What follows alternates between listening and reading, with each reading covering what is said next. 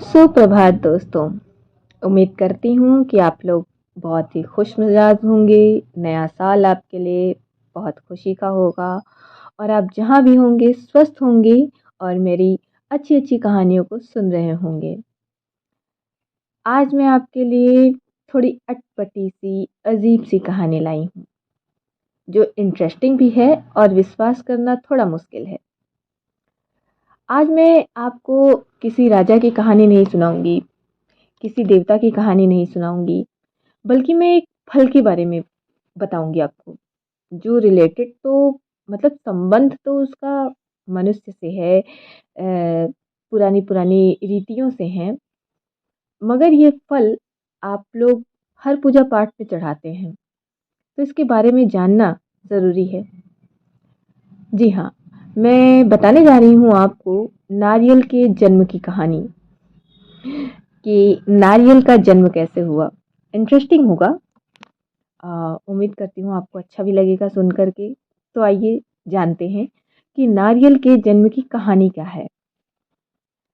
बात पुराने ज़माने की है और पुराने ज़माने में राजा महाराजा ही रहा करते थे। मतलब अ, सोसाइटी थोड़ी जो रहती थी आज की मॉडल नहीं रहती थी। तो प्राचीन काल में सत्यव्रत नाम के एक राजा राज्य करते थे। वो प्रतिदिन पूजा पाठ करते थे। उनके पास, चूंकि वो राजा थे, तो किसी प्रकार की कोई कमी नहीं थी। वह धन दौलत से लेकर हर प्रकार की सुविधा से संपन्न थे। हालांकि इसके बावजूद भी राजा की एक अभिलाषा थी, इच्छा थी, जिसे वो पूर्ण करना चाहते थे। चूंकि राजा थे और हर प्रकार की सुविधा से संपन्न थे, तो छोटी मोटी तो इच्छा होगी नहीं। तो राजा सत्यव्रत किसी प्रकार से स्वर्गलोक जाने की इच्छा कर रहे थे। वह कम से कम अपने जीवन में जीते जी एक बार स्वर्गलोक की सुंदरता को देखना चाहते थे, उसको अनुभव करना चाहते थे। लेकिन उन्हें इसका मार्ग तो पता नहीं था। आम मुझे लगता है कि हमें आपको भी नहीं पता होगा, पर चूंकि राजा थे तो उन्हें भी नहीं पता था कि हम स्वर्गलोक कैसे जाएं या क्या रास्ता होगा।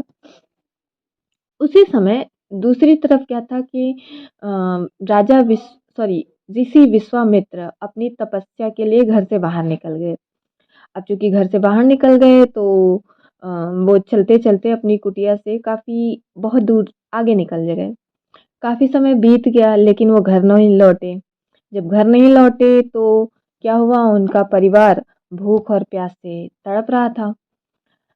जब भूख प्यास से तड़प रहा था तो ऐसे में राजा सत्यव्रत को इस बारे में पता चला कि ऋषि विश्वामित्र अपने परिवार के पालन पोषण की जिम्मेदारी छोड़ करके और घर से दूर तपस्या करने के लिए निकल गए हैं। तो उन्होंने क्या काम किया, यानी राजा सत्यव्रत ने कहा कि चलो, चूंकि ऋषि हैं, महात्मा हैं, तो उनके परिवार के पालन पोषण की जिम्मेदारी हम ले लेते हैं और हम ही उठाते हैं उनके परिवार की जिम्मेदारियों को। कुछ समय बाद जब मुनिवर लौटे अपनी तपस्या को पूरा करके, तो उन्होंने पाया कि उनका परिवार काफ़ी कुशल से है और प्रसन्नतापूर्वक जीवन यापन कर रहा है। तो उन्होंने पूछा कि उनकी अनुपस्थिति में जब वो नहीं थे तो उनके परिवार की देखभाल किसने की। इस पर ऋषि के परिवार वालों ने बताया कि राजा ने उनका पालन पोषण किया और उन्हीं के अनुपस्थिति में राजा ने ही उन परिवार की जिम्मेदारी उठाई, उनकी सुख सुविधा का ख्याल रखा। यह सुनकर ऋषि विश्वामित्र तुरंत राजमहल पहुंचे और राजा से मुलाकात की और उन्हें धन्यवाद करने के लिए उनके राज्य में पहुंचे और सबसे पहले महाराज को धन्यवाद कहा। इस पर राजा ने ऋषि से अपनी इच्छा पूर्ण होने का आशीर्वाद मांगा।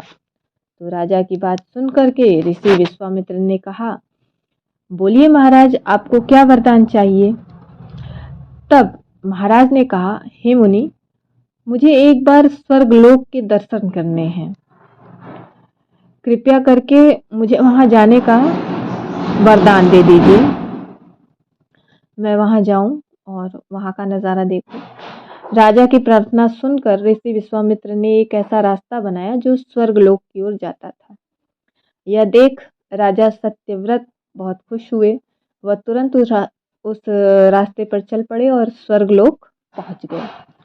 लेकिन हुआ क्या कि वहां जैसे ही पहुंचते हैं तो इंद्रदेव ने उन्हें नीचे धक्का दे दिया, जिसके कारण वो सीधे धरती पे जा गिरे।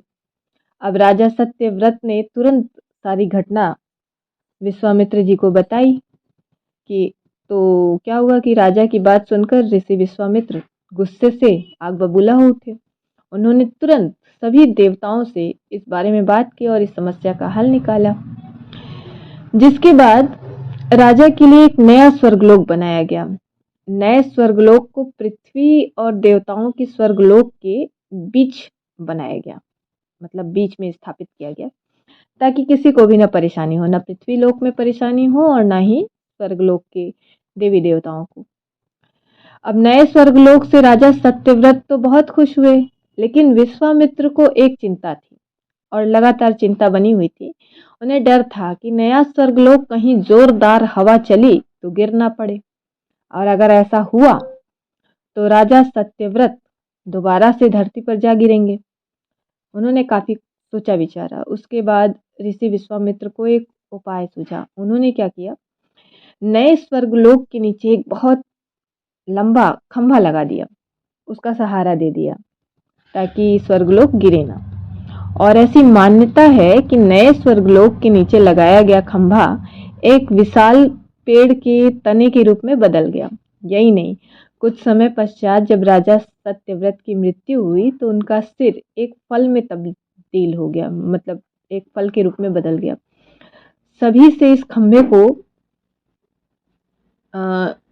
तभी से इस खंभे को नारियल का पेड़ कहा जाने लगा, जबकि राजा का सिर नारियल के रूप में जाना गया। और यही कारण है कि नारियल का पेड़ इतना लंबा होता है।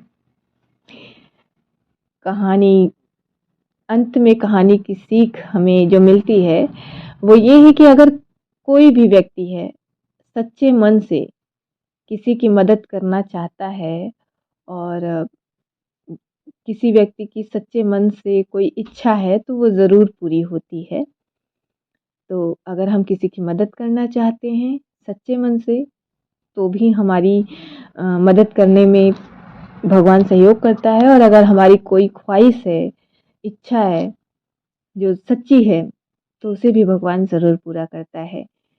इसी सोच के साथ धन्यवाद। प्लीज़ अगर कहानी अच्छी लगी तो शेयर करें, लाइक करें, सब्सक्राइब करें। Thank you, thank you, thank you so much.